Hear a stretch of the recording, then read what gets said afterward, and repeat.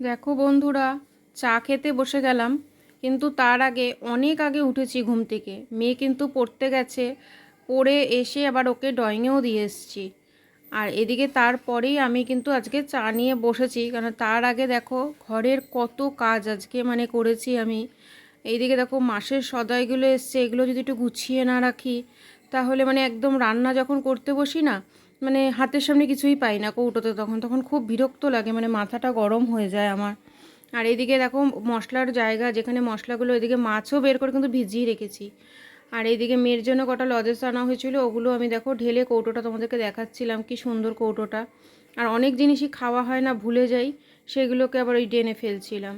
তারপরে দেখো কৌটোগুলো কি সুন্দর করে সব মাছের সদাইগুলো ঢেলে কৌটোগুলো গুছিয়ে নিয়েছি। নামার পরেই কিন্তু আমি রান্নাঘরে চলে আসলাম রান্না করতে। প্রায় 12:30 বাজে, অনেকটা দেরি হয়ে গেছে।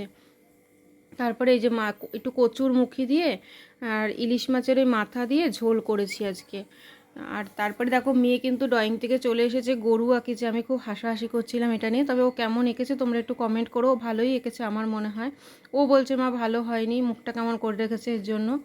আর এদিকে দেখো মাছের ঝোলটা কি সুন্দর হয়েছিল, খেতে কিন্তু দারুণ হয়েছে। ফাইনালি খাবারটা নিজের গুছিয়েও নিয়েছি। ভিডিওটা ভালো লাগলে একটা লাইক করো।